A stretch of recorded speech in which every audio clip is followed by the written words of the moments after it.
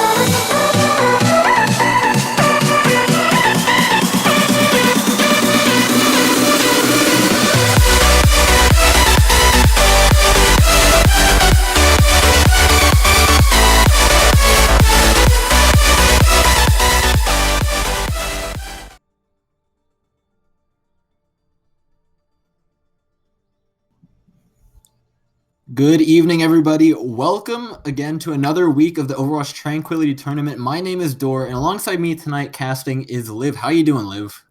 Heyo, doing okay. Tonight we'll be seeing some Harmony tier action as we get to see Karma take on DDoS in a surprisingly, I'm ready for a great match here. How about you? What do you think is going to be going on?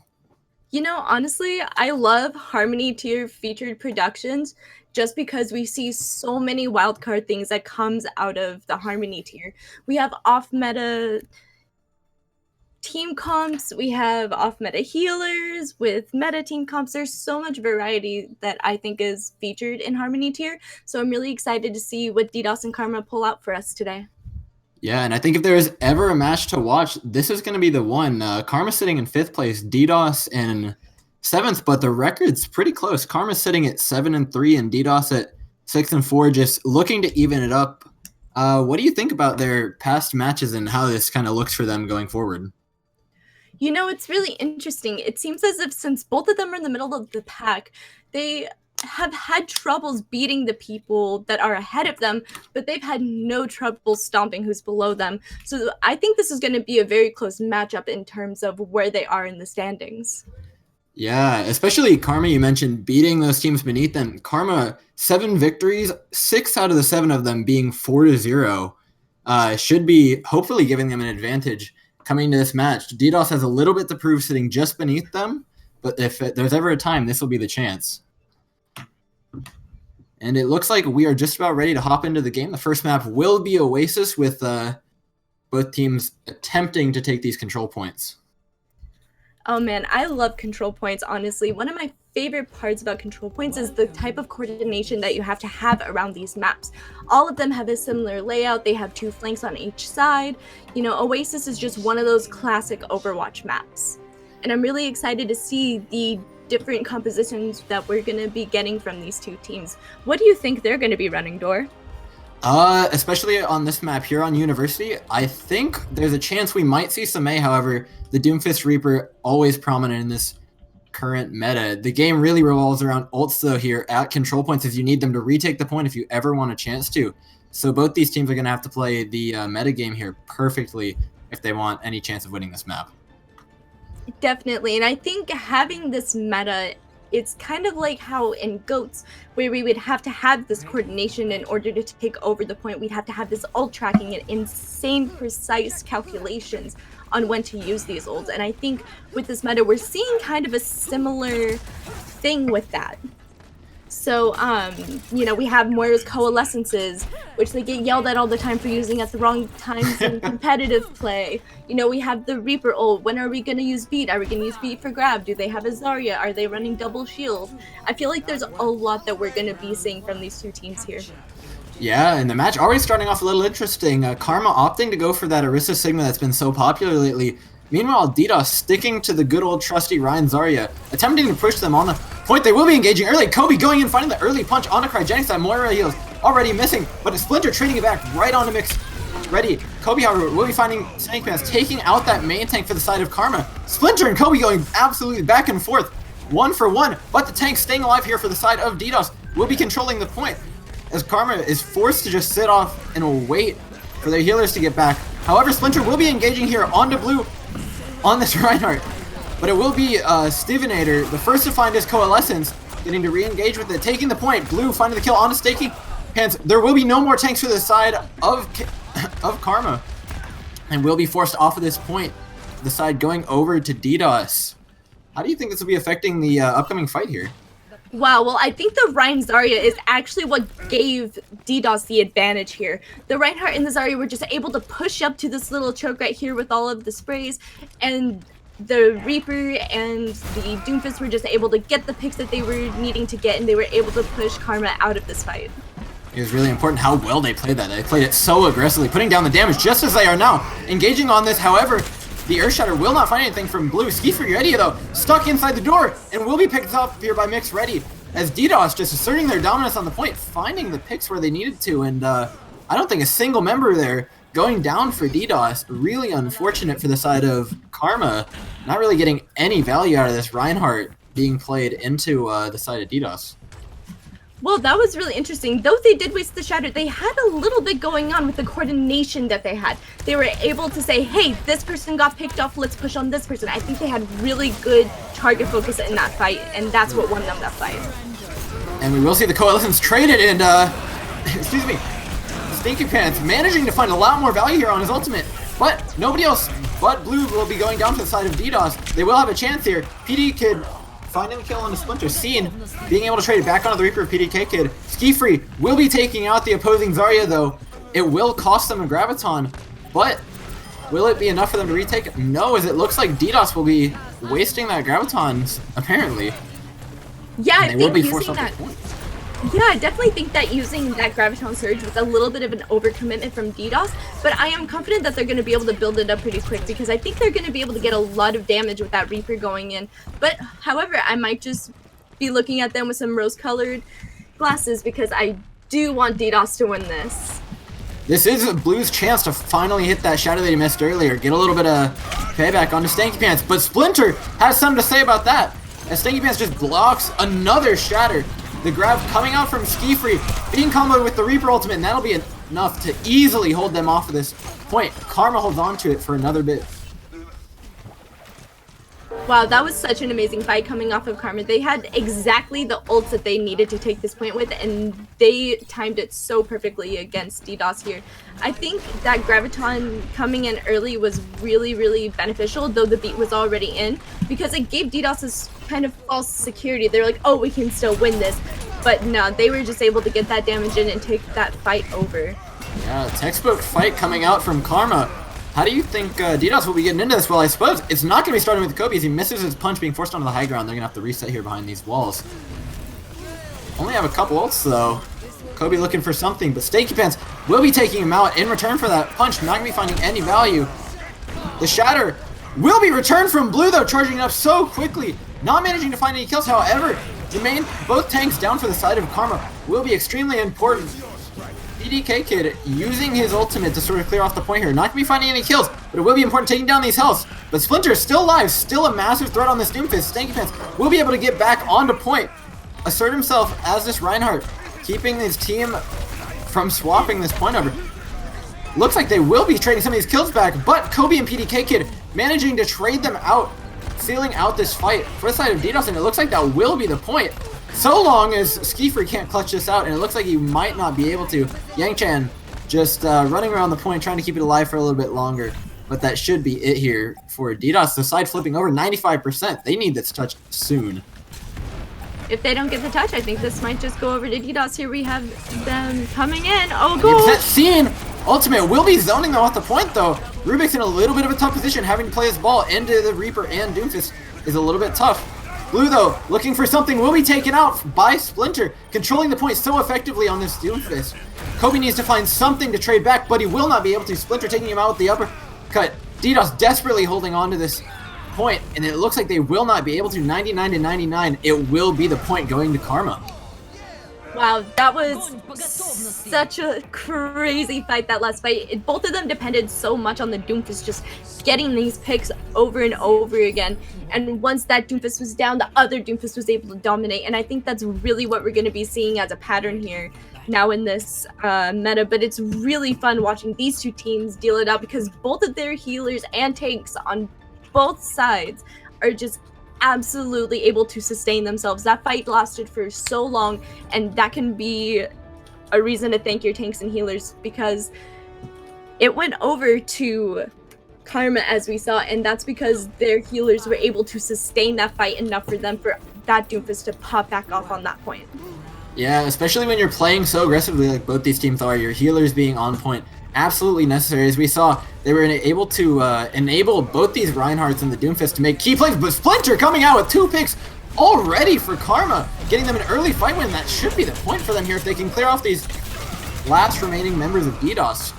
A bit of an explosive start, if you will, from the side of Karma this far. Surprisingly, I guess, catching DDoS off guard. DDoS did definitely get caught off guard with that pharmacy. I think that's really going to be a strong point here for Karma, is if they're able to force the meta off of DDoS, I think they're going to be able to get a lot more value because their DPS are very strong on these heroes. Yeah, it's pretty rare for us to see a Winston come out, but this dive paying off so well. I think a lot of the weight here is going to be on Kobe to see if he can pick off this Pharah or tell this Winston and Ball to just go away. However, it will be the engagement. Blue stepping directly on point. Splinter raining down damage onto the supports of DDoS. Blue, however, staying alive with the help of Mix Ready, boosting him around this point, getting value. Ski-Free, though, charging up so much, and Splinter already, with his barrage up, will be taking out the main tank of DDoS. So much value coming out of this Pharah, finding kill after kill.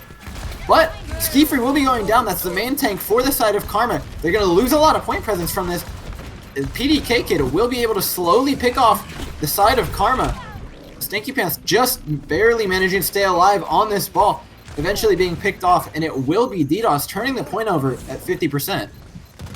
Possibly, though, if Scene will be taken out, yes, he will be. Yes, he will be taken out. That was, I think this is exactly what I wanted to see from DDoS. I wanted to see this focus fire that was able to take out the tanks and healers on the side of Karma. Yes, Pharah might be doing what she's doing, but if DDoS is able to sustain their tanks and their DPS from that damage, they will definitely be able to get that focus fire onto the tanks and healers that are on the ground. They were so effectively able to take out Yang Chen on the Mercy, denying so much healing for that side as well. But Karma already asserting themselves over the point as it will be Reaper ults going both ways, both finding equal value. But Scene will be taking out Kobe Yangchen, finding the res on a Splinter, able to rain in so much more damage, and it looks like they will just get a lot of value out of this Pharah. The splash damage so massive, the point flipping only at 40% for the side of DDoS. You're starting to wonder whether or not they're able to maintain a point against this Pharah Mercy of Karma. Yeah, I definitely think maintaining the point is going to be the biggest difficulty for DDoS here. They are doing such a great job at turning it over and turning it over, but can they sustain it? Are they going to be able to keep, you know, the pressure off? Big purple on the blue, though, will be him going down. Ski-Free, was that an emote on top of his body? I'm not 100% sure. However, PDK Kid will be trading it back on a Ski-Free. Yang Chen, though, with the res, evening it out, will be 6-5 in favor of Karma, just holding on to this point. It's so difficult, this point, so open. Splinter able to just take full advantage of the Pharah. Kobe trying to find something onto him, but won't be able to. PDK Kid dropping in with a big ult, finding the Pharah and the Reaper for the side of Karma. This is huge for DDoS. The Orisa able to cement herself on point just a little bit better, forcing Ski-Free to kill himself there. I don't blame him when an Orisa's on the other side of the map. You know, that was a really interesting fight to see again because it looks like DDoS is able to flip this point, but I really hope that they're able to keep this defense up because I think defense is really going to be their weak point here with that pharmacy just raining in from above, and they only have a Reaper and a Doomfist to take care of it. Are their DPS going to be able to take out the pharmacy? Because I've seen PDK Kid, you know, use his ult to take her out, but he's not going to have his ult every fight. It'll be close though, as 3 ults coming out for the side of Karma. We'll be engaging onto this point, one after another. Will DDoS be able to trade it out? No. Scene using his ultimate, zoning off the point. PDK Kid desperately trying to find a kill on the Stanky Pants, but the res from Yangchen will almost definitively cement this point for the side of Karma at 99%. Will they be able to touch? It does not look like it. Karma got a ball. might just be not having this point. No, it looks like Rubik's going down quicker than you can say ball die. Blue, though, will be the next person to be focused here from the side of Karma as his point just gets closed out. Mix ready. Again, just desperately riding around to this Lucio. Will he find anything? Stevenator holding onto the heels as there's a little bit of supportable combat going off on the side of the point. Cryogenics getting the better of Stevenator on the Moira. Ah, PDK Kid, you can't help but feel bad for that one. We've all been there trying to flip the point, but you just know it's not going to happen. As it looks like Karma will be taking this map 2-0. Unless the ball can 1v6, but, you know. Not quite. Don't really think so there. Man, Karma did such a great job at holding the point down. I think having that pharmacy in the air was really distracting, and the tanks and healers on the side of Karma were just so dominating. They were able to take care of themselves, they were able to keep themselves up as compared to the side of DDoS, where when their DPS would go down, the rest of their team would go down with them. With Karma, you didn't really see that as much, because if the Pharah died, you know, the rest of the team would pick up the slack. And I think that's what gave Karma the advantage over DDoS in this game. Yeah, I think what we're seeing here is a couple big plays coming out from the DDoS DPS, especially finding a couple clutch ultimates and kills. But it's not enough. Karma's able to just maintain so much pressure on these points and maintain such good control of the ult economy and the game in general that they're able to find these wins. Even if it's 99-99, it feels like Karma's in control a lot more here. I think so. And another thing that also gave Karma an advantage was their ult economy. There were a lot of times where DDoS would invest ults after 3 or 4 of their teammates had died already. And, you know, it's a habit that Plat players have, and this is a Plat tournament, so you can't really blame them. It's a habit that we all have. It's the Plat meta. It is the Plat meta. Yeah, for sure. And, you know, there are some times where, you know, we have these people able to make these big plays, but I think for the most part, Karma has a little bit more of that team focus. Okay, well, we need to make this play here and this play here instead of just throwing it in and hoping that it will work for them. A perfect example of that ult economy that you mentioned was the fight before last. Karma allowed DDoS to use all of their ultimates to overtake the point, knowing full well that they would have 3 ultimates going into the fight with the point at 99%. Almost certainly sealed them off, and a great decision by whoever made it on the side of Karma.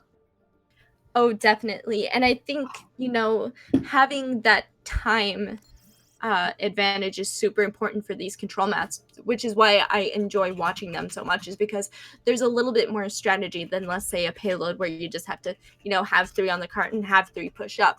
You know, this is more of a team coordination where we have, you know, only so much space that needs to be controlled and thought about as compared to different maps where we have to think about control over here and on this side. You know, there's only one area that needs to be taken care of, and that is the control point. Exactly. And with heroes like Orisa, like this Winston, they were really, and the Pharah especially, they were really able to, like you mentioned, they need to control that control point. You have to step onto it if you want to take it. And it's so difficult with heroes that are so good at asserting themselves on the point like that. However, the next map will be an assault map, 2CP, as many like to call it. It will be Temple of Anubis. Both teams, however, coming out with a couple subs, Blue and Stevenator. I think that's a little interesting. Stevenator was looking really good on the Moira, but he will be subbing out for, I believe, your teammate on the side of DDoS. What do you think about that? You know, honestly, DDoS has such a flexible roster that I don't know who's going to be playing what. You know, we have 2 flexes, and that's Kobe and Steve, and we're switching out Steve, so we're probably going to be getting your teammate in here as a support. And I am really excited because I've seen your teammate play, and he is able to do some stuff. Him and Mix Ready have a really good synergy, and I'm really excited to see how they're going to fare against such a support-heavy map, because Temple of Anubis, you know, you're going to need to sustain fights, especially against a team like Karma. So I'm excited to see how this switch plays out. I'm excited to see Rubik's in here, and we have J-Star on tank as well. So I'm excited to see what kind of things they're going to do. Maybe they'll do dive, maybe they'll hold double shield. Same thing with Karma, you know. I think both of these teams are extremely flexible, and I'm hoping that we get to see something a little bit different on this map than we saw on the last one. Yeah, Yeti and Yangchen, I believe, swapping out for Scene and Guava, which I think is just going to be a different look here. This map tends to be very Orisa-centric, especially on this first point, able to hold that high ground really effectively. And so I think we'll see a lot these substitutions coming in for the teams are for good reason. They have specialists for these heroes. Ski-Free playing with Zarya, I believe, for so long beforehand really helped them out in that match. He packed in a lot of grabs and a lot of value for them. However, it will be Scene coming in and, pardon me, not Scene. Splinter. No, they have Splinter on the Sigma now. That's a little interesting. But they, I suppose, showing their flexibility that they can play these Orisa Sigma comps and that they have the players to do it. What do you think about this team comp coming out from DDoS, though? The PDK kid on a Junkrat and Kobe on a Widowmaker, looking to make some picks here. You know, I'm really excited to see the Junkrat because he's able to dish out such a huge amount of damage, and I think it'll give Karma a run for their money because it's going to take a lot of healing to get past this Junkrat if PDK kid is able to do his job effectively.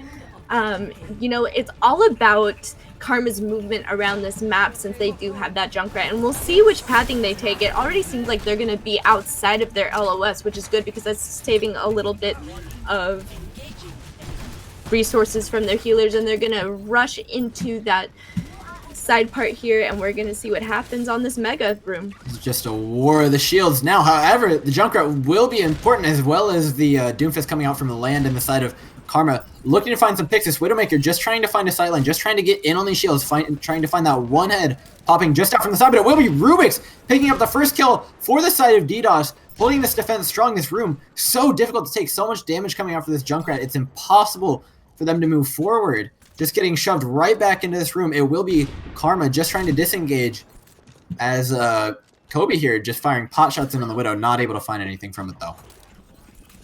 You know, it's really interesting. I didn't expect to see Kobe on the Widow, but I'm really enjoying this because this is the kind of variety that I like to see in the Harmony tier. I like to see the Widowmakers come in and make these plays, get those picks.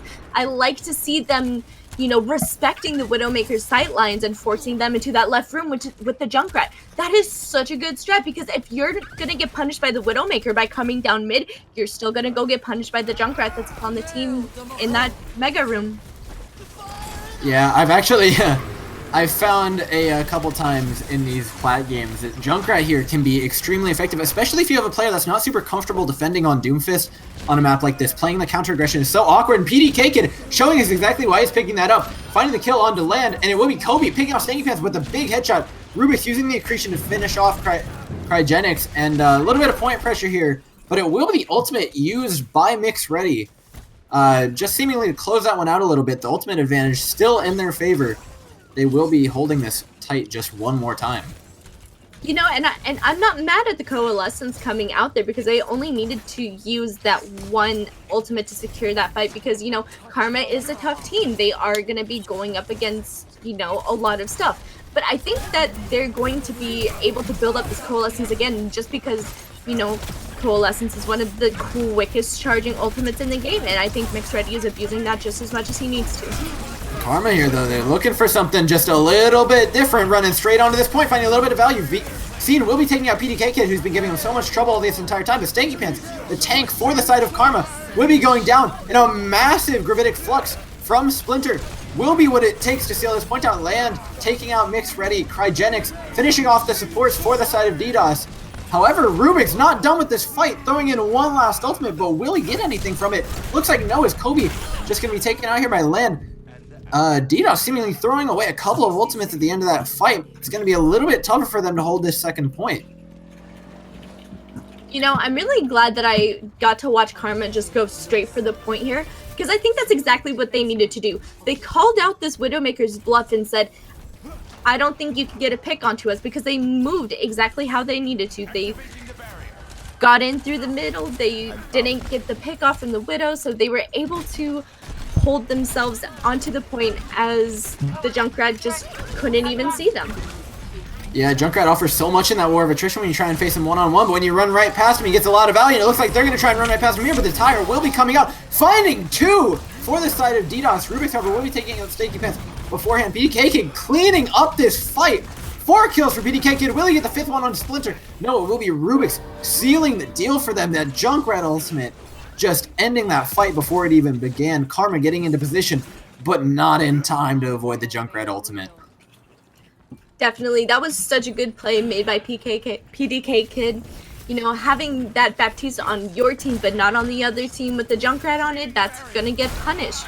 You know, they're running Moira Lucio, they're going with the meta, they're getting into the point, and they're doing what they need to do. But because they don't have any defensive ult against a ever popping up Junkrat tire, they're going to get punished for that. And I think that's a really cool thing that we get to see from a Junkrat composition in the Harmony. The window tier. coming in, it will be boosting all of these Junkrat shots from PDK Kid. Will be finding one on the Splinter, pushing forward aggressively. PDK Kid is in it for blood. His eyes are seeing red. He looks so comfortable on this Junkrat, and you can tell he wants it more than anyone else in the server right now. He is on fire. You know, I'm so glad to see DDoS coming out with these strats with the Junkrat, with the window from the Baptiste. You know, this is the kind of creative coordination that I like to see from Harmony tier players.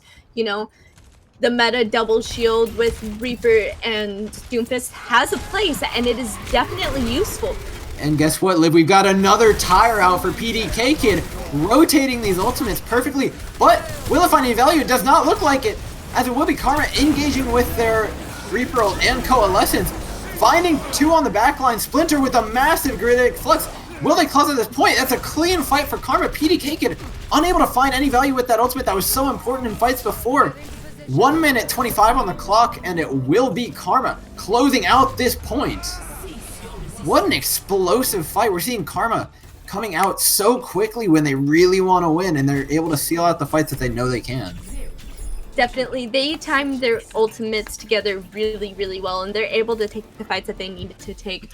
I think PDK Kid sitting up there and ulting in that top right corner over by the choke wasn't exactly the greatest idea, because I think I saw Stinky Pants pull him off, or either way, he got spotted and he got punished for ulting up that close to where they were going to be walking in. So I think that's really what threw the fight for them. However, they almost brought it back a few times with the support ultimates, but I think Karma was able to combine their ults a little bit more effectively to win the fights. Yeah, PDK Kid, like you mentioned, he was sitting there forward of the door. I think he was just getting a little bit over-aggressive, a little bit overconfident in himself. He was playing those off angles, those weird ones that are a little bit tough to spot, but it looks like Karma was really looking for it going into that fight and was able to really call him out on such greedy positioning, if you will. Oh yeah, for sure. And it's really interesting because now that we have Karma on the defense, we have a Widowmaker from Lambeteer, and he has a really nice shot. So we have a Widowmaker Reaper on the side of DPS for Karma, and we have Moira Lucio on the side of support, and we have double shield for tanks. And here on the DDoS side, we have a Doomfist Reaper, Moira Lucio, Ryan Zarya. So I feel like DDoS will have a little bit more aggression with them, and they're able to get the picks. But I really hope to see Lambeteer pop some heads. I think they're going to look to do exactly what they did on the in the beginning of the first map that we saw. All out aggression on Sarissa Shield, ignoring it entirely. Just waiting for that Lucio boost to run straight through it. It should be coming in here at any point in time for them. Not if J-Star gets picked off first, though. Splinter getting in so much value with these orbs of his. I'm forgetting the name all of a sudden. But it will be enough to win that fight before it even begins. J-Star still managing to charge up 43% ult, but not the engagement that they wanted. Well, if you take a look at ult economy here, we have Lambeteer with 70% to sights. That means he was landing shots. He might not have been getting picks, but he was landing shots. I think he was able to get those tanks down to half health, and the tank and support line of Karma was just able to clean it up with that Reaper there supporting them. Yes, this Reinhardt shield does not stay up permanently. That sideline becomes so much more open for Lambeteer. But the engagement, the speed boost will be coming off the side of DDoS, forcing him off this high ground as best as they can. The Widowmaker shot still raining in, not managing to find any picks. And it will be the Doomfist trying to find him. Lambeteer forced onto the low ground. This will be J-Star's chance to engage 90% to this Earth Shatter. Will he find anything with it? Not finding a single person. The Coalescence keeping the side of Karma alive, trading kills back and forth, but Karma able to find their picks first, ignoring the supports entirely, finally kills onto the tanks and DPS, barely holding on to that point. A close fight, but it will be Karma holding on to the point. You know, I was really interested to see what they were going to do with that Earth Shatter. I saw him go behind the shield, but it didn't look like they caught anything, not because he wasn't in the correct position to do it, but just because Karma was able to kite it. They were able to predict it, and they were able to kite it, and that's why it did it. Massive ult from Splinter, though, just going to shut this fight down before it even begins. That just shows the value that you can get. When Mix Ready doesn't have that sound barrier to counter the Gravitic Flux, it was capable of ending a fight so quickly. Yeah, and I think that's really what's probably making this match the most difficult is the amount of times it takes for supports to build the sound barrier. Guava du jour has had the sound barrier for a long time, and he hasn't really needed it. He built it up super quick because he's able to get into the position to land the shots, and he's done such a great job at that. He is a phenomenal support, and having Cryogenics being his main support, he's able to do the things that he needs to do in order to build that beat, and I think... DDoS, though, looking to do the exact same thing, walk straight through that center.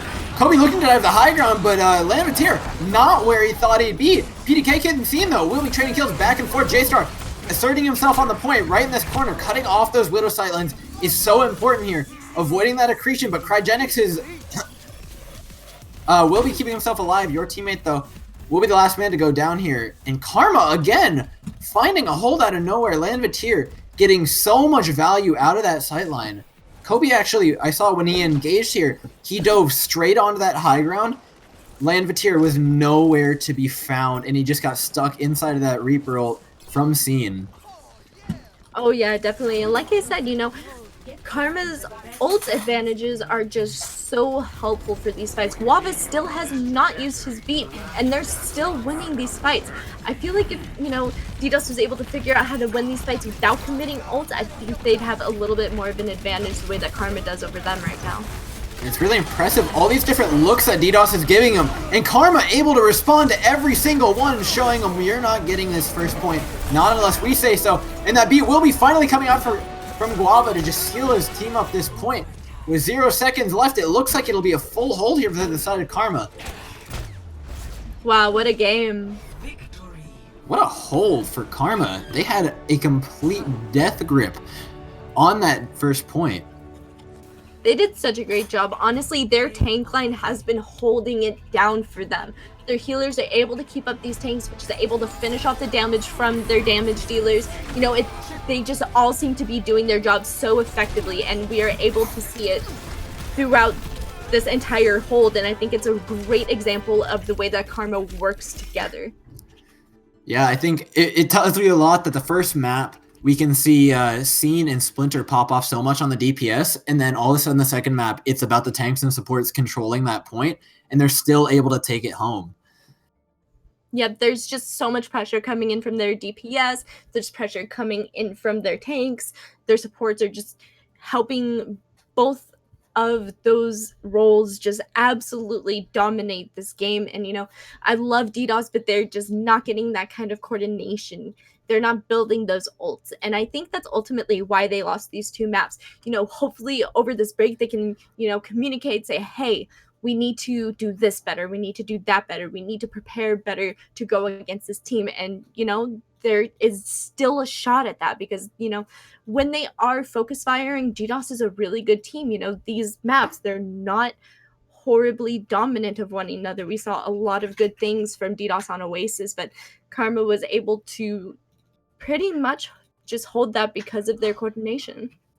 Yeah, sparks of ingenuity coming out from the side of DDoS, but Karma with the death grip on this game up 2-0. We will be going into halftime, and we'll see you in a bit.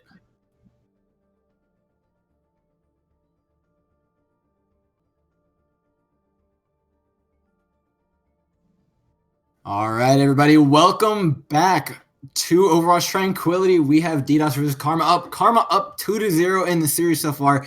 It's been a close one, though, 99% to 99% on a lot of these maps. However, it was Anubis that was a full hold for Karma on the first point. DDoS looking to take control of this match back.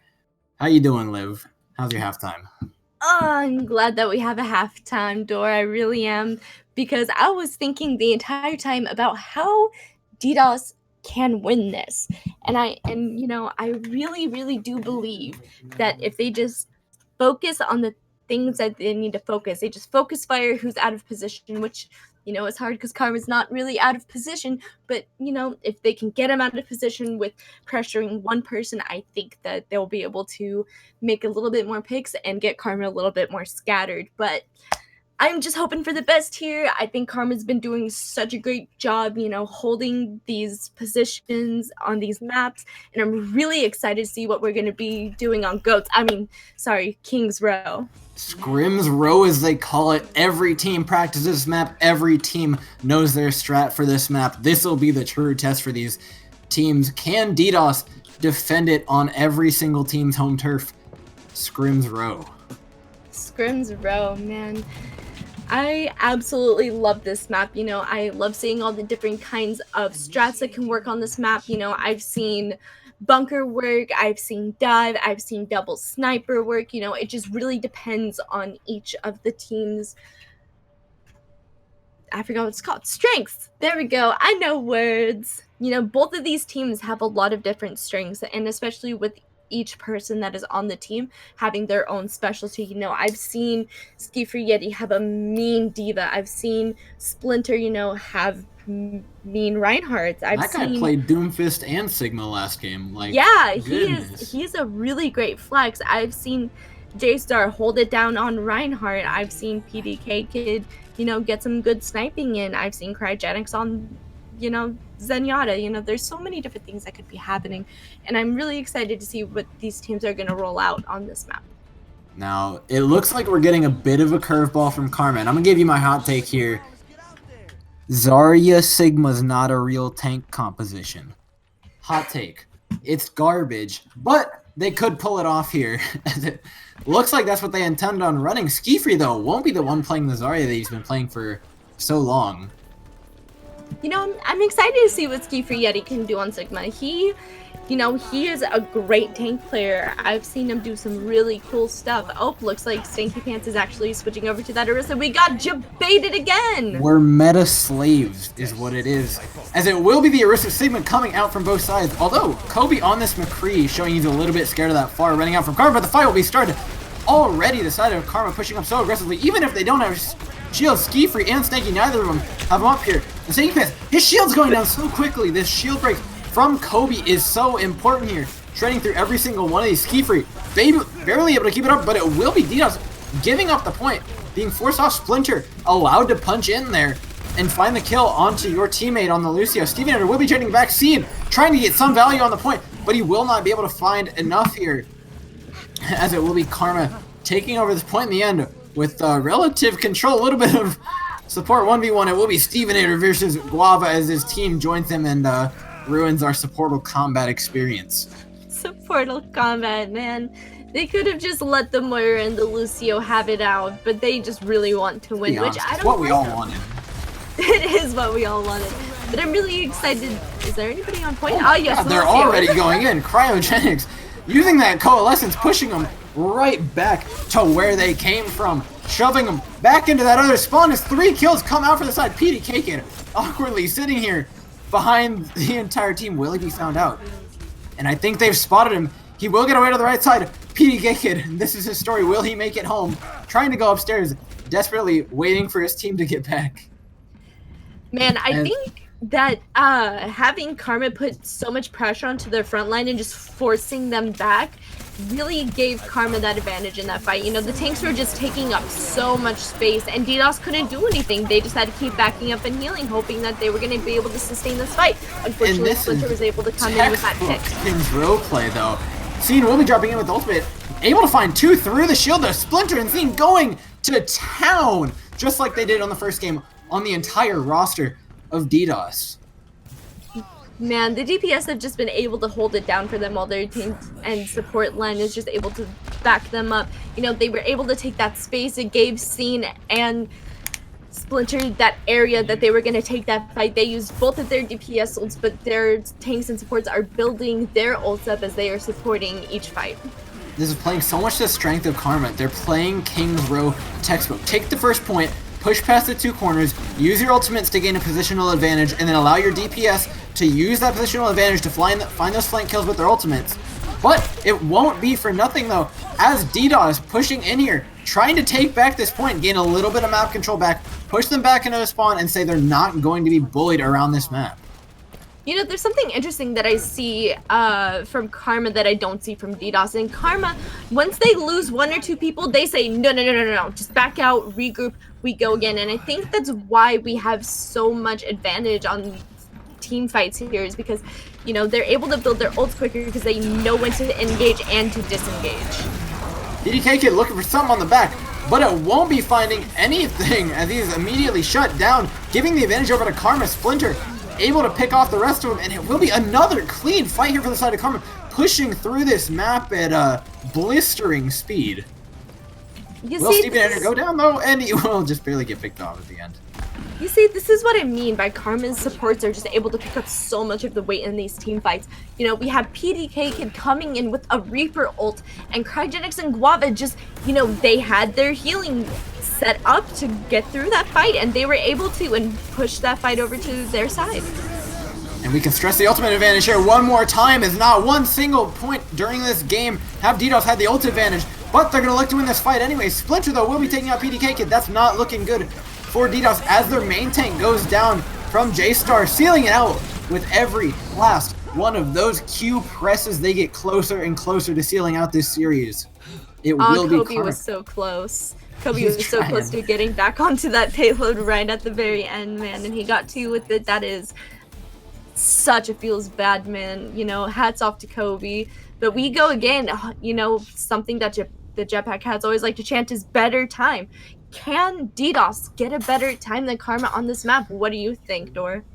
352 is a really scary time to go up against them. The way Karma are playing, they're looking even better than when they did. That's one of the big things here about King's Row is, like, oddly enough, it being scrimmed so often, the team who's a little bit more strategically sound, who's a little bit more confident in their ultimate economy and their just team play in general, tends to take the victory. It's so difficult. We saw, I believe, Kobe try and find a big play with this Reaper ult there at the end, and it's not going to matter when Karma's able to control the map so effectively with their team play.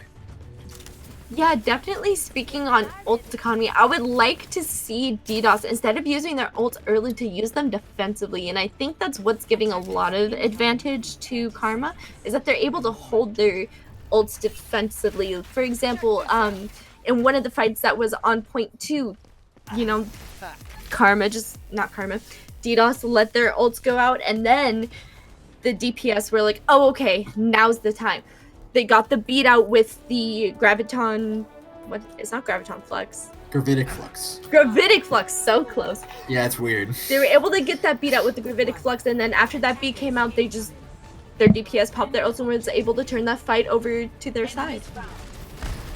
Yeah, I think the DPS feel a lot of weight here. Like, they have to make these big plays like they've been making the previous matches. But if they can just play solidly as a team, I guess it won't matter. Splinter's fighting punches like that. In the back, Steven Ader, most of their healing will be gone already. Although, they're learning from their mistakes, disengaging here, at least doing the best they can to get out, losing as few members as possible. Early fight win for Karma. Yeah, they only lost 2 members in the fight, and I think that's, you know, a step up from DDoS. We see them kind of going in with 2 down, 3 down quite often in these past maps, and I'm hoping they're going to be able to step that up here. I'm glad to see that improvement while we go into this map. I like to see him taking this high ground, eliminating a couple of those options for the Doomfist to come in from. However, seen on this high ground, he's looking for something along with Splinter. Going to be getting a lot of value out of J-Star, but will he get frozen here by PDK Kid on the Mei? A really interesting pick. Will be able to cut off a lot of these players from the side of Karma as they push onto the point. The wall is perfect from the side, but it leaves a little side gap open, but it will be enough for them to gain point control. It will be Steven Air coming up with the first coalescence. Cryogenics only at 70%, and that will be the point for DDoS, doing exactly what they've been needing to do this entire time. Backing out, not giving the ult advantage over to Karma, learning from their mistakes in the first push, changing how they wanted to play it, and it paid off perfectly. You know, and I think that switch to the Mei is such a good choice for DDoS right now, because I think a lot of what's going on is that What is Karma going on over here? Karma is able to get, you know, these picks onto DDoS, and they're able to isolate the Moira, they're able to isolate Lucio. But with the Mei on DDoS, they're able to do that back to Karma. You saw them just wall off a couple people, freeze them, and take him out. You know, this is the meta, just getting one person out and continuing to snowball, just like we did in Goats. You know, two Goats, bro. Please, bro, it's my flat game, bro. It's my rank up game. PDK Kid though, this wall is so important. He's able to shut off the team play of Karma by being able to shut off their supports and their tanks. But an interesting swap. Scene going onto this Pharah that gave them so much trouble on Oasis. How do you think it's proper for DDoS to respond to this? You know, I honestly hope to see a switch onto a Widowmaker or onto a McCree to take care of that Pharah, but I think they're just going to go ahead and push with this Mei ult. They opened it up a little bit early, so I think that Karma was able to take advantage of the repositioning abilities with opening up a ult that way. Yeah, PDK Kid's looking for all these things on Mei, but these walls just aren't quite finding what they need to. They're leaving little gaps open on the side. We saw they're just around the cart. There was a perfect little hole for the supports from the side of Karma to get in, and it lost him the fight there. It could have been a massive pick onto the Orisa, but it ended up not cutting her off properly. Yeah, definitely. They really have to calculate how they're going to engage these fights. You know, going in with an ultimate like that ended up costing them a lot. Like I said earlier, you know, if they use these ultimates a little bit more defensively and try to engage fights, just, you know, isolating that one person with the Mei wall, I think that would help DDoS a lot. But unfortunately, you know, they did go in with that, and we're gonna see them going into another fight here. And it will be seen with the Pharah ult on the flank. Will he find the value? Picking up one. Will it be two? Yes, as they DDoS, however, turning this fight right back around. Massive Lucio, or pardon me, beat to counter some of the ultimates coming out from Karma. But Karma will maintain ult advantage through this fight, maybe getting one more hold here. You know, honestly, I'm really glad that they're able to push this cart, because it's nice. It's nice to see that they're not, you know, totally getting dominated by Karma. You know, they're able to get these ult out. They're able to coordinate. You know, it might not be as dominant as Karma, but they are absolutely getting value that they need when they need to get it in order to tap these points. Yeah, Riveted Flux is coming out from both sides, but the sound barrier will be coming out from the side of Karma, allowing them to get a lot of value here. J-Star, though, will be picking off the Doomfist. That's a big kill. The Doomfist able to put in so much value, but Scene will be trading it back for the rest of his team. PDK Kid, though, going ham on the side of DDoS, finding the kills that he needed to, closing out this point. Guava trying to keep this card alive, but it doesn't look like he'll be able to, as DDoS sealing out this point. And what we've seen here, I think, throughout this entire map has been, it happened on the first point and the second point here. It took one fight for DDoS to learn, and the second fight for them to get it right. And as much as it's good for them to be learning from their mistakes, they need exactly what they've gotten there, and taking the fight first time and knowing what to do right the first time and not losing all that time. Oh yeah, for sure. And, you know, we see them getting caught off guard here around the corner, but, you know, they're able to back up and disengage. They realize that this is a lot by Kobe coming back out, and we are just seeing a reset here. Yeah, smartly backing off after one kill, and it's something small, but it's something they haven't been doing, and it's going to stop Karma from gaining that ult advantage. Splinter, though, even if it's not creating a massive ult advantage for his team, each of these picks that he's finding so consistently is mattering so much. For PDK Kid will be finding value with his ultimate, taking out Ski on the Sigma. That will put him a little bit behind on this ultimate race that the Sigmas have to their next Gravitic Flux, and sealing out the fight cleanly for DDoS.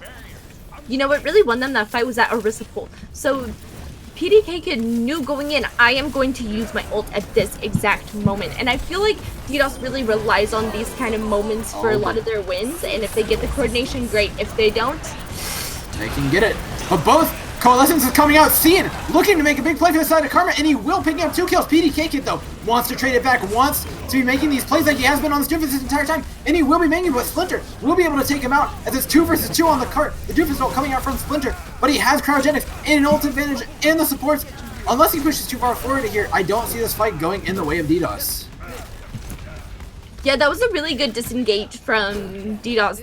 They knew, oh, okay, this is their fight. You know, Scene got 2, we have 2 up. They could have turned it if they really wanted to. It was a 2v1, but I feel like they just wanted to make sure that they get the cap for sure instead of, pushing it more than they already And have. now look at this ultimate advantage. 4 ultimates for the side of DDoS, doing exactly what they've needed to do on every single other one of these maps. They will be closing out this point. Cryogenics, the last man to go down. It seems like they're putting these pieces together slowly throughout this map.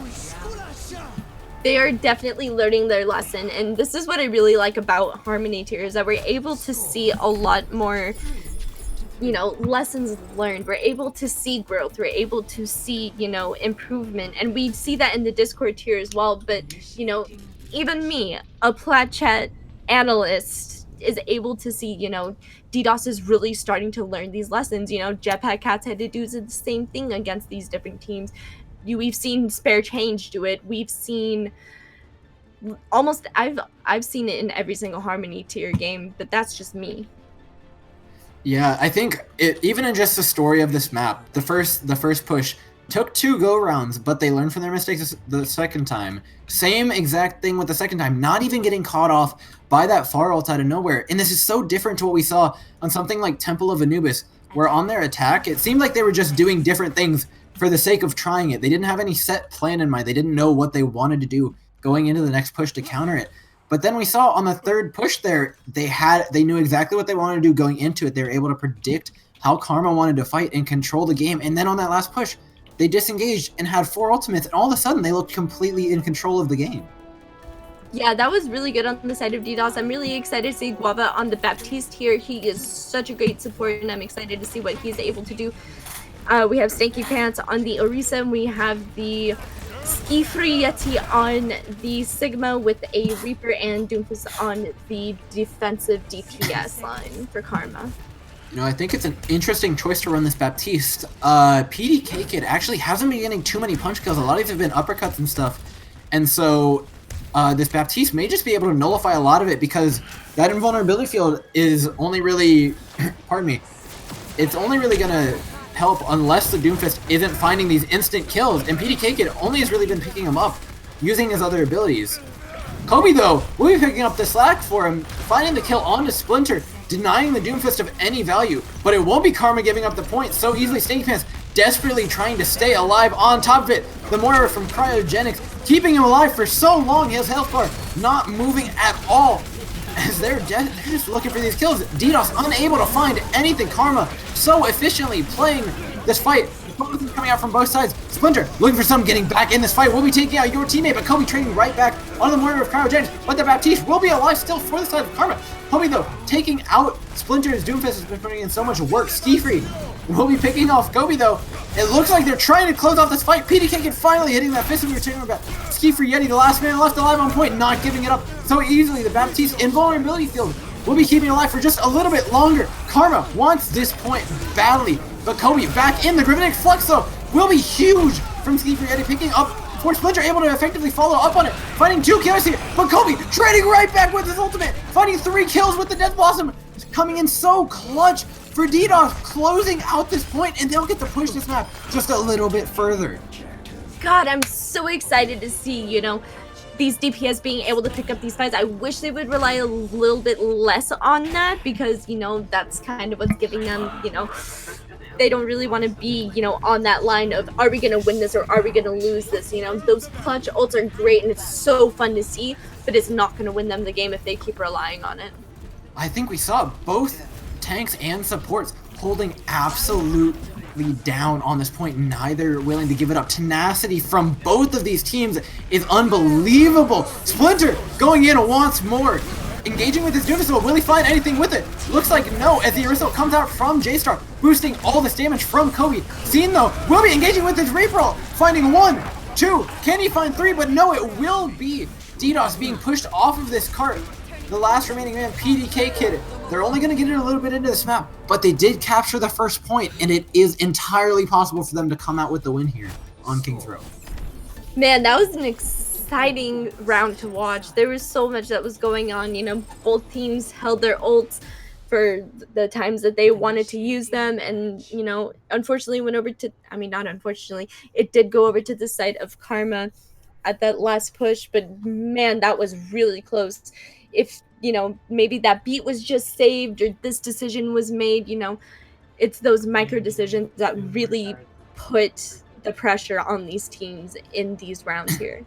It's little things like that, but I don't think you can deny that first point fight and everything that went on during it was some of the best Overwatch that we've seen played from both of these teams tonight, really getting the best out of each other, forcing each other to play absolutely perfectly in order to take that point.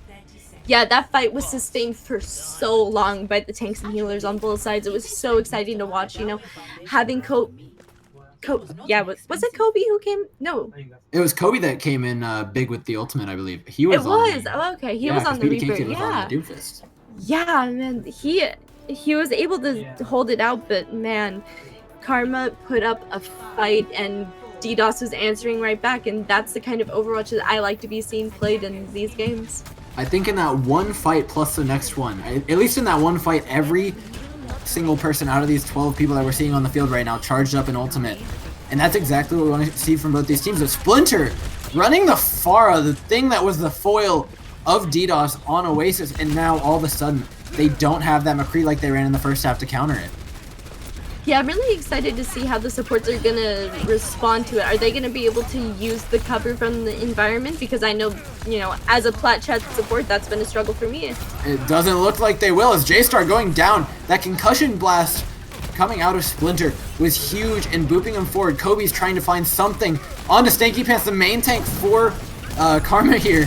But they're not able to just stay on the point here. Splinter already charging up an ultimate, raining it down on the sports. So this barrage, they're going to take the push. They're going to take this A point in one go. And all DDoS can do is desperately try to hold on and maybe recontest after they take this point.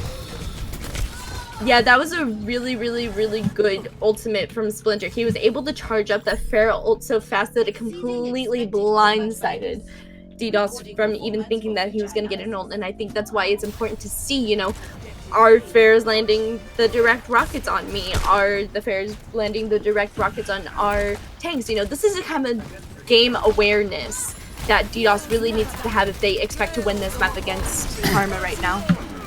As it looks like the ultimates will be dumped out from DDoS, though. First here is Karma just going to disengage from this one. DDoS may be using their abilities a little bit early here. And now it looks like Karma will have a little bit of an advantage here. But PDK Kid can't hit another one of these massive tires to seal out one more fight. He absolutely has to do it if his team wants to win this game. Throwing it out, looking for something, not going to find any value as it's taken out Stanky Pants with the melee on the tire. PDK Kid He meleeed the tire. Splinter with another massive barrage, picking up two on the back line, both the DPS down for the side of DDoS. And Karma looking to claim this map as their own. Not if Rubix has anything to say against it though. Stanky Pants will be going down. Splinter still raining down on the side of Karma, getting in so much damage. But DDoS absolutely just unmovable off of this cart regardless of player advantage. Stevenator and your teammate was just doing so much healing there. The tanks were able to stay alive. Rubix was able to get off his ult, and they were able to hold this point for DDoS, man. Shout out to Stevenator on that Moira. He was doing so much healing there, and your teammate moved onto that Baptiste. He used that immortality field, and it was able to be saved from Karma's reign. Yeah, Splinter put in so much work doing his absolute best on that Pharah, but it doesn't mean anything if the sports from DDoS able to keep them alive. But Scene has something to say about that, throwing in a Reaper roll behind the Baptiste field, and that will be 3 picks for the side, 4-5 closing out this side, and it looks like that's just going to be the map for Karma. A quick fight win, decisive as we've seen them be this entire time, claiming their victory over this map, and that will be 3-0 the win for Karma. Man, it's so awesome watching these two teams just go at it because, DDoS is able to pick up what they're putting down and give it right back to him, but it ultimately goes over to Karma just because they have so much better ult economy. And I think that's really what's able to give them that edge, and I think it causes DDoS to kind of be a little bit worried. Like, do they have this ult? Do they have this ult? And they don't know what to expect when because Karma's just able to build up this ult quicker. Karma's able to build up this ult quicker than them, and they don't really realize oh, this is how you build up ults and track them, and they do a lot of good stuff. How do you expect the Pharah to build up 2 barrages in that quick a succession? That is absolutely ridiculous. And I think DDoS, as good as they were doing it, as well as they were learning, they were fighting with such tenacity on those last points that maybe they forgot to take into account the ultimate economy like they had been in the previous pushes. Yeah, they definitely did a really good job of it in between, you know, those crazy ults that we see from the Karma DPS line. But, you know, I think by now they should have figured out, hey, their DPSs are getting off a lot of ults. Maybe we should be a little bit more defensive with ours. And I, you know, because that's how Karma's playing. They wait for DDoS to blow their ults before they blow theirs. And, you know, it's good that, you know, sometimes it works, but you can't rely on it all the time. And I think that's why Karma is able to win a lot of these fights, is because they're realizing like, oh, okay, we need to save it for this. Yeah, and all it takes is one slip up from DDoS, and it seems like Karma are all over them. It was, I believe, a Baptiste window into Coalescence from the side of DDoS that they used around the first corner of B point on King's Row there. And all Karma did, they had the presence of mind to disengage, say, hey, we have time, we'll have ultimates on this next fight, and they took it home immediately after. They definitely did, and I love seeing these two support lines. They're doing so much for their team, and, you know, people talk about, oh, DPS this, tanks this, but the supports have really been able to keep these fights going, especially on the side of DDoS on that last push. I mean, the way I'm seeing it, both of these teams, every single player in this lobby right now is playing outstanding, but it really is the team play and the meta play and the ultimate economy from Karma that are carrying them. The player-wise, they're all making massive plays. We see the supports keeping their tanks alive for so long on point. The tanks able to maintain so much ground for their teams, and obviously massive ultimates coming out from DPS left and right. But it's that team play from Karma that's the absolute key factor of this entire match. Definitely, I agree. Both of these teams are just playing outstandingly, but that team play with Karma is just too strong. And, you know, I'm excited to see what they're gonna do on Dorado, because are they gonna be slaves to the meta like we've seen before? Are we gonna see double sniper? You know, this is another one of those maps where you can have so much variety, and I'm excited to see what they're gonna be able to do, especially because Karma, you know, we've seen that pharmacy be really dominant. I'd like to see that again coming into this map. Yeah, Kobe learning his lesson, picking that McCree immediately, and I'm really loving what we're seeing from Karma here. Landvatier going onto that Bastion, which is going to allow Splinter on the Pharah to provide him a lot of cover fire and just damage in general onto that Orisa shield and splash damage onto the support, so that they can't really focus on their tanks so much. It's playing so much to Karma's strengths and to what DDoS has been struggling with this entire time. You can't help but feel like it gives them a massive advantage. I think there is going to be an advantage because, you know, DDoS's comp is very team-centered. They have to be playing together. We have a pharmacy that's up in the air, and we have a Bastion that's on the point. And how is DDoS going to respond to this when they have to stay in one place? You know, it's going to be tough with your teammate going down so early. Mix ready, only with the Lucio available for the heals. Kobe desperately trying to find a pick onto this Far Mercy from the side of Karma, but they will be dropping on Mix ready, picking off Landvatier. The Immortality Field not there to keep Landvatier alive, but he will get res here in the middle of the entire fight, and it looks like they might just get enough value out of him to keep this point moving forward. PDK Kid trying to have something to say about it, but he's just stuck in this room behind them, trying to get any value he can, but he will take out Landvatier. A little bit more stuff for him, but spawn advantage still over to Karma, and it looks like they'll just be able to regroup on this card. Yeah, you know, I really like that, you know, DDoS is focusing this Bastion. That's exactly what needs to happen. But if all of your team is focusing on the Bastion, who's going to focus on the Pharah? We only have a McCree here to take out the Pharah. You know, I've seen Mix Ready take out Kobe! They're great. Automatically coming out of this window, hitting that first shot onto Splinter, shutting him down. The res forced that from Cryogenics. You're sure that he wanted to save that for Landvatier, and a massive ult for PDK Kid directly on top of the Bastion. The invulnerability field meaning absolutely nothing, no res left to keep them alive, sealing out that fight. Instantly the DPS again popping off from DDoS. That's exactly what they need to win this game. They need to get these team plays in, but if their team plays aren't doing it, it's the DPS that are holding them over. I'm really glad to see PDK Kid making the decision to use his ult after he watches the Mercy res, because I feel like we've seen a lot of them, you know, kind of use ults at questionable times, knowing that there's a Baptiste there, knowing that there's a Mercy here. You know, able to make these decisions a lot better, and I'm really glad to see PDK Kid pulling that out for DDoS here. I mean, I'll tell you exactly how it goes in my game. The Reaper ults, the Baptiste field comes out, he gets 1 kill, the Mercy reses it, and he dies, and it's awful for our team. But Kobe's showing us exactly why he swapped onto that Widowmaker. Landvatir challenging it, but not able to get anything, and it will be Splinter, though, playing very aggressively against the Widowmaker. Getting a lot of value, and he does have this barrage looking to get some value over top. He's going to be sneaking around, but the Infrasights from Kobe are going to be thwarting that plan altogether. Ults from both sides here will be coming out for the next fight. Who do you think has the advantage? You know, I really liked watching Kobe take out Landvatir on that Widowmaker, but because of that spawn advantage, I think that Karma's going to be able to regroup a little bit faster. But we do have 6 and 6 here. The window comes out, and the fight has begun. Ultimates left and right. The Gravitic Flux only, though, will be finding your teammate who's already in Coalescence, but the Immortality Field will be keeping them alive, but not for much longer, as the supports and tanks from the side of Karma will be getting picked off. We're seeing a whole different look from DDoS here, dominating this ult economy, dominating the game, stopping this Pharah from running over them like it has in maps past. You know, Mixed Ready's just playing with Landvatir. What? Mixed Ready is my favorite Lucio in the Harmony tier. He is hilarious. He can get off some big plays. You know, he is just so dominating on that Lucio, especially against a Widowmaker. He will get up in your face and he will make you regret playing Widowmaker because he's done it to me before.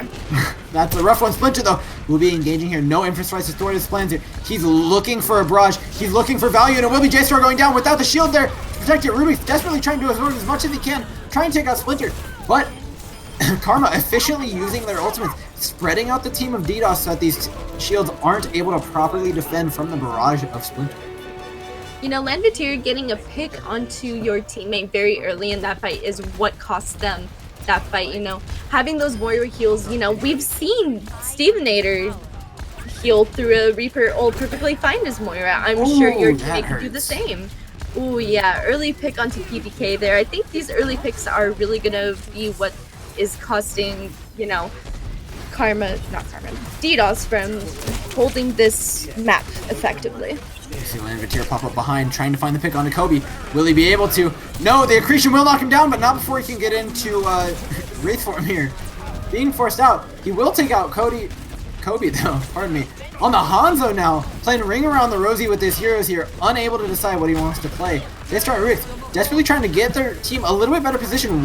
They want to hold this cart here at the edge, with Splinter raining down, trying to get another ultimate already. The shield coming out from the side of DDoS, but will it be in time? No. PDK Kid trading one off, but is it in time? Rubik's finding something onto the mercy of Cryogenics, pardon me. Splinter left without his mercy, without heals. That will be DDoS barely taking the car back and right where they want to. Kobe! Ski for Yeti, the man that we all know, the man that we all love, desperately clinging to life, but he won't be able to hold on to this cart for his team.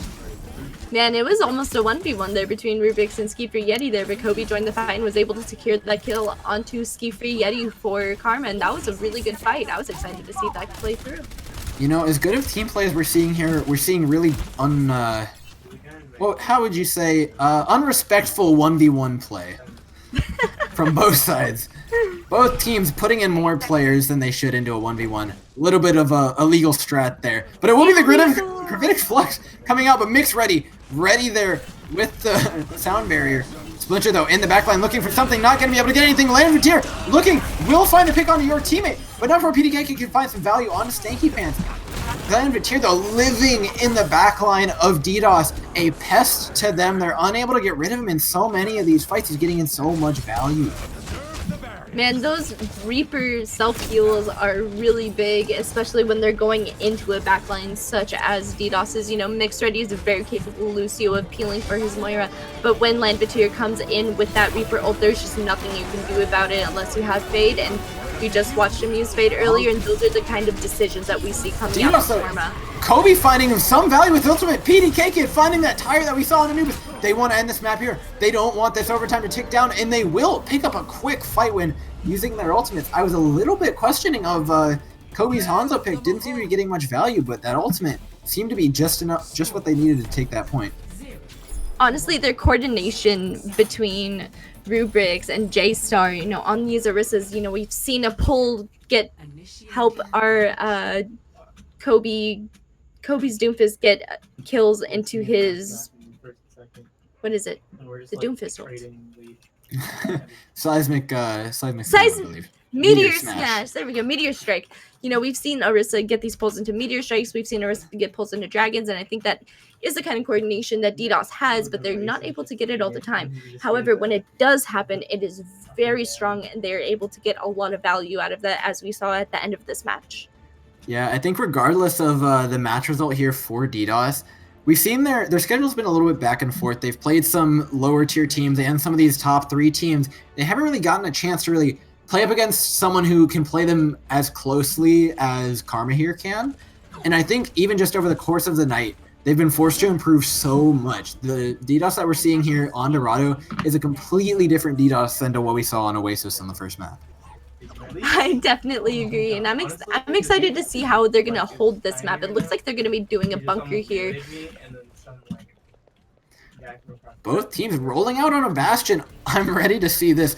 The Shield attrition war of the ages. This map notorious for Bastion versus Bastion fights. The high ground's so good, but so is the cart. And it will be Landvatir though on the Widow instead of the Pharah that we saw him on, or that we saw Splinter on the attack. You know, I'm really excited to see Landvatir on the Widow because if he's able to get those picks, it's going to be really fun to watch. Unfortunately, we have this double shield meta, and I'm wondering if he's going to be able to get the value that we've seen him get before on this. Oh, and we do. And it will be the PDK Kid and the Bastion from the side of DDoS going down first, but not before they're able to at least get it underneath this first choke point. Push the card to a respectable distance. PDK Kid taking an interesting angle underneath. That will be catching them off guard. Splinter barely staying alive here. And the Baptiste Immortality Field will be keeping Rubik's alive, but they trade it right back on the side of Karma, stabilizing this fight, and it looks like they'll be able to close it out. You know, that was a really good rotation from Cryogenics. He definitely could have just let his Bastion die and be like, okay, well, that was your fault, Forehead. But no, Cryogenics is a team player, and he really is able to come in clutch for Karma. You know what they say, 2 people doing something stupid significantly better in this game than 1 person doing something stupid, and that play there really showed it. Yeah, I think there's a saying somewhere that 1 person out of position is throwing, but the whole team out of position is a strat. And I think Karma is abusing that really well. Yeah, early pick on a PDK Kid though. I feel like you can already tell Kobe's itching to take on a Widowmaker fight, but it's going to be so difficult. With this Bastion, this Reaper is so good at taking it out, but PDK Kid, I'm not sure what he's looking for with this Junkrat. He tried to find a flank route, but he got picked off for it earlier. And Karma backing up a good distance, but this is a really advantageous position for them right now. DDoS forced into this choke, and it looks like they're just getting kills for free. Splinter farming the shields of DDoS, unable to push this cart any further. You know, it's an interesting strat because they did deny the Bastion any sightlines in this room. However, they had Cryogenics' window.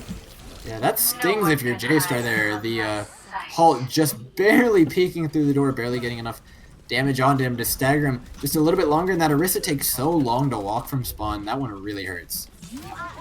It does really hurt, and you know, this is a good place to hold for Karma. You know, they're only forced to peek them in so many little spots in order to push the cart starting at this position. So they open up with the Baptiste ult. You know, I'd love to see PDK Kid swap onto a Pharah here. These roofs can be so advantageous for them. However, Landvatir would have something to say about that. On the Widow, it would be a little bit of a different look than we've seen before from DDoS. But the Bastion ult coming up from Splinter, looking to find value, but Landvatir gonna be doing it all on his own. The headshot on the mix ready. Splinter finding PDK Kid, trying to just end this fight where it is 1 minute left on the clock for DDoS. Will they disengage here? They have learned to disengage, even if it's after a couple kills. But is there time for them to push through this point? Yeah, I'm really glad that they disengage. However, what I noticed is that Landvatir, once they got the headshot onto the Mercy, you know, they were like, oh, okay, we win this fight. They only committed a couple ults and a couple Landvatir calling out PDK Kid on the flank. He knew exactly where he was going to be. No infosights required. No infosights required indeed, and I think that's the kind of game awareness that Karma has over DDoS. They're like, oh, okay, these are the heroes that they're playing, and this is how they're going to play them. You know, Landvatir is able to get that early pick and cause the clock to tick down for DDoS. Now the Landvert's here, putting in so much work on this Widowmaker. We didn't see it last half, but this half tearing through the side, finding the headshot onto Kobe, denying him all that damage onto the Bastion. These ultimates were even at the start of this fight, but DDoS just can't get in close enough to use theirs. 10 seconds on the clock. They just need to touch this card if nothing else. I'm really glad that Karma is able to use that Matrix so effectively. You know, the cryogenics on this Baptiste is just absolutely dominating the support. And they're going in, but the Gravitic Flux from Ski Free will be just tossing people into the air for Splinter to just have a shooting gallery with. And that will be Karma picking up the win, 4-0, taking out the 7th place team in DDoS, setting themselves up 8-3 so far in the season. They looked on fire tonight, unstoppable. Unstoppable indeed. Karma is such a good team, and I'm so excited to see them keep growing and keep learning. You know, they've learned from their mistakes in these games too. They realize, like, oh, this is what's playing better against this team. This is what's playing better against this support line for them. You know, they really mesh together well as a team, and they do such a great job at showing off, especially tonight on the featured match. Yeah, you and I spoke about it a little bit at halftime, but Karma's biggest strength being their team play and their general awareness of ult economy and the map in general. They've struggled fighting against teams that are further above them, but the teams that are below them, they're able to dominate so much just because that team play is so consistent. And I think what tonight taught them against DDoS is as DDoS got better at playing the ult economy, at playing that meta game, it really forced some of the players from Karma to step up and pop off a couple times. And I think that's exactly what they're going to need going into their further matches. Yeah, definitely. And I think what gives Karma that edge is that, yeah, they can dominate on meta too, but they can also hop on that Widowmaker. They can hop on that Baptiste. They can hop on that Pharah. They can hop on the Mercy. They got the Sigma. They got the Orisa. They got, you know, they just got it. They really do. And I think, honestly, both teams here came out, gave us a great game, and both teams really learned a lot about what they need to do to improve and how to go further facing these teams ahead. But it will be tonight, Karma taking home the victory 4-0, and that will be your featured match for tonight. Don't forget, everybody, to check in with the Iris podcast that will be this upcoming Monday at 8:30 p.m. Is there anything you would like to say, Liv?